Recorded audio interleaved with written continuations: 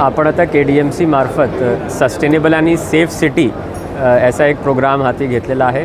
या प्रोग्राम अंतर्गत आपण सर्व सोसायटीजपर्यंत हाऊसिंग सोसायटीज जेवढी आहेत आपल्या क्षेत्रात त्यांच्यापर्यंत पोहोचण्याचा प्रयत्न करतो आहे आणि सोसायटीजने या कॉन्सेप्ट अंतर्गत 7 मुद्द्यांवर काम करायचे। त्याच्यामध्ये 5 मुद्दे सस्टेनेबिलिटीचे आणि 2 मुद्दे सेफ्टीचे देण्यात आलेले आहे।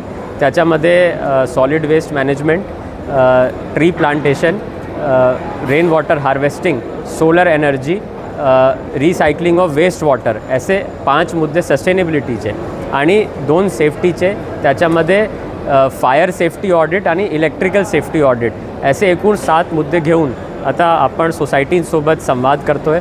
आज पहिला चर्चासत्र आपण मोहन अर्टिजा सोसायटीमध्ये सोसायटीचे सर्व नागरिक, चेअरमॅन, सेक्रेटरी आणि आज या ठिकाणी आपण इतर सोसायटीजचेही काही सेक्रेटरीज आणि चेअरमॅनला बोलवला होता।